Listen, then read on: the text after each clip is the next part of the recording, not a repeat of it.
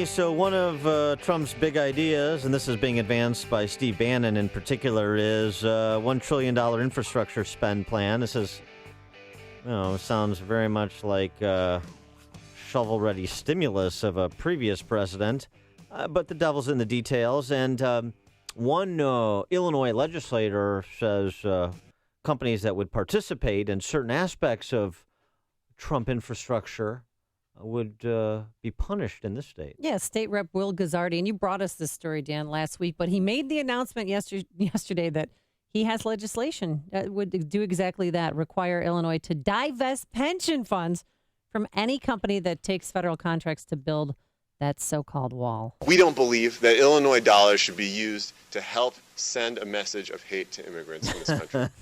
Yeah, Will Guzzardi, who's, progressive left simp. And the good news is that very soon we won't have any pension dollars to invest. So the issue will be moot. Right. But for more on this topic and others of fiscal and monetary policy, we're happy to be joined by Steve Moore, Chief Economist of the Harris Foundation and Trump Economic Policy Advisor. Hey, Steve, thanks for being with us. Happy Thanksgiving. Hey, good morning, guys. By the way, I was saying the same thing. What pension dollars? That system is so broke right now. By the way, does this Illinois legislator not want to enforce the border laws? Is that what he's saying? Correct. That we should just come on in, everybody. We don't have any immigration laws in this country. Correct. No, he said a wall represents hate, so he doesn't want the wall built. Yes. Yeah. Yes, that's what we have here in Chicago, sanctuary city of Chicago in Illinois, which is the outlier in the Great Lakes, as you know, Steve. But I've got a question for you about some of what is coming out now and on the policy front. One is just going back on the spend side for a second and reducing the size and scope of government, which I know is an interest of yours. Trump has previously endorsed a set of budgetary goals that's known as the quote-unquote penny plan, Congress reducing discretionary spending by 1% per year, excluding defense, Social Security, Medicare, and Medicaid. And that turns out to be real savings over the course of a not too long period of time. Is that still part of the plan? Oh, sure is. And in fact, by the way, for the people who haven't heard the penny plan, I mean, the math here is unbelievable. You won't kind of believe it until you see the numbers, but it goes like this. You take every agency that spends $1, okay, you with me, and you cut 1 cent out of the dollar that agency gets in the first year.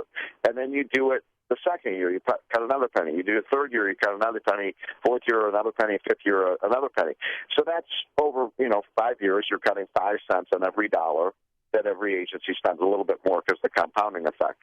That saves you $2 or $3 trillion over 10 years because, these agencies are usually growing by 5 or 6 or 7 or 8% per year. We're going to scale them back by 1% a year, and the compounding effect of this is to save a whole heck of a lot of money. But, look, there are other cuts. I keep hearing these people say, Trump is going to let the deficit go through the roof. But, we're going to cut Obama. Obamacare is Obama gone, right? There's no more Obamacare, so that's going to we're going to cover people, but we can do it with at least 25 or 30% less than Obamacare cost by getting rid of all the stupid mandates. And then we're going to go through, we're going to force, some of these countries in Europe and Korea and others to pay for some of the defense that we provide to them for it. We can't give them a free ride any longer. I can go down the list of things. We're going to do welfare reform, all of these things. I'll give you just one statistic. I've been working with the transition team, and there was a report that came out a couple months ago. It didn't get much publicity. That Medicare, which is the seniors' health care plan, has over $50 billion. I think the number was $56 billion. That's billion, folks. B billion, not M million. $56 billion in fraudulent payments every year.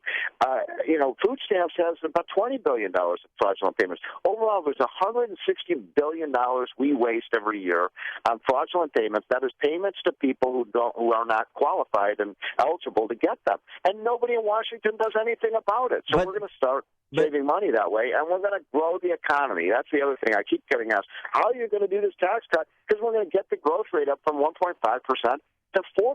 When you do that, you get a lot more tax revenue. But I want to go back to the handcuffs on spending.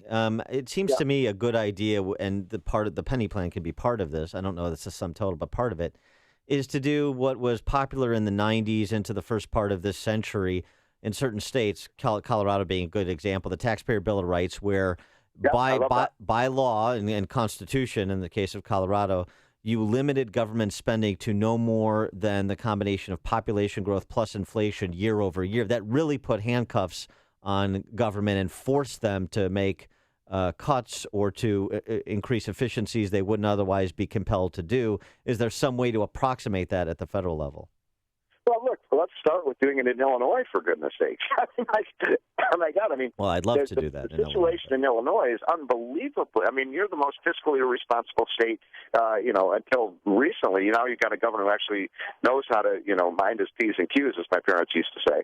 But this is an out-of-control budget in Washington, D.C. You know, I live here. I'm looking out the window right now at my office. All I see is cranes going up, and, government has grown so fast that Washington, D.C. has become one of America's fastest-growing cities. 3 of the 5 wealthiest counties in America are in Washington. Let's shrink this city and send them the wealth and the money back to the states where it belongs. I mean, you guys in Illinois, you send us, for every dollar of tax money you send to us, we send you back 80 cents. So it's a great scam we got. If you get $4 trillion from the rest of the country that comes into Washington, D.C., and we send you 80 cents back, that means we've got about $1 trillion that we've taken from the rest of you, and we're spending it here. So, we got to get this budget under control. And Trump, I think, is got the moxie to do it. I really do. I think he's going to say, look, how many businesses out there, in the recession, didn't cut their budgets? Almost every business had to suck in their stomach, tighten their belt, and cut their expenditures. The only institution in America that didn't cut their expenditures during the recession was government. Yeah. Now, there was a man featured yesterday, an out-of-work coal miner. He was on NBC News, and he said he voted for Trump because he thinks he's going to get the coal mines back up and running, and he'll get his job back. And part of the economic plan, as you know, is Trump promising to create 25 million jobs.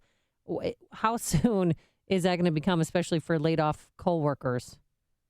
Oh, I feel very passionately about this, Amy. I really do, because I traveled around the country with Donald Trump, and I did a lot of it on my own. And I live in Virginia. We're a coal-producing state. I think Illinois actually produces coal. Southern Illinois. It's huge deposits in Southern Illinois. Look, these towns, I can't say about the coal towns in Illinois, but in Virginia, Obama's regulations have come in and just decimated these towns where you once had, vibrant towns of, 10,000 people, most of them in the coal mining industry or maybe a little steel plant. They've been wiped out by Obama. Then the liberals say how much they care about working class people. This is precisely why Obama lost working class Americans. I mean, not Obama, Hillary, because the Democrats have no longer they care more about this quarter-inch rise in the ocean that's going to happen over the next century than they do about people, who are depending on these jobs for their livelihood. So, we've made this a very high priority. We want to put coal miners back in their jobs. Incidentally, guys, we have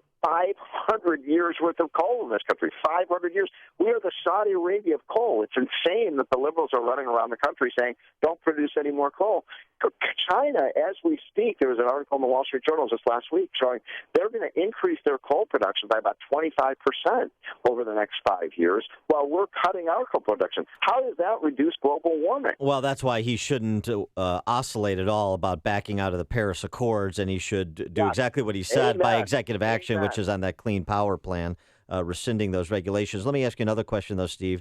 This may be a little bit more difficult one. The $1 trillion infrastructure spending plan that's been proposed and that Steve Bannon is a vociferous proponent of, boy, that sounds like Keynesian shovel-ready stimulus to me, doesn't it?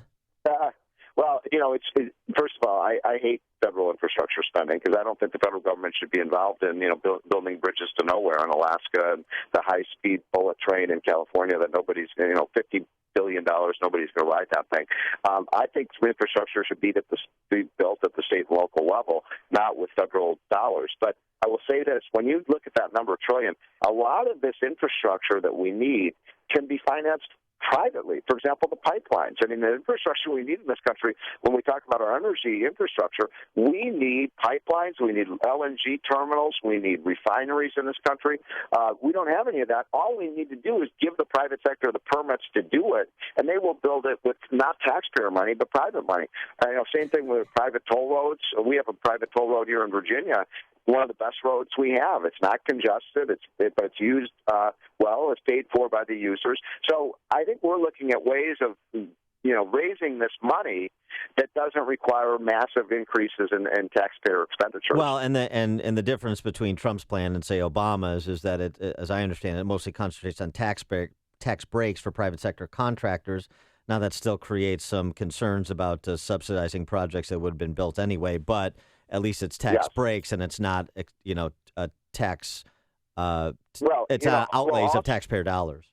Also, people don't realize the federal regulations that go with federal infrastructure projects. There's something called the Davis-Bacon Act that requires super minimum wages to be paid on federal projects. Let me put it very simply: you can build a private infrastructure project for about 30-40% less than you can a federal one because of all the stupid regulations that are attached with any federal construction project. So Trump says get rid of the regulations, and for every 3 bridges we build, we get a 4th one for free. All right. He is Steve Moore, Trump Economic Policy Advisor and Heritage Foundation Chief Economist. Happy Thanksgiving, guys. Have a great one. Happy Thanksgiving, Steve. Thanks for being with us. Yep. See you guys. And he joined us on our turnkey.pro answer line. Listen to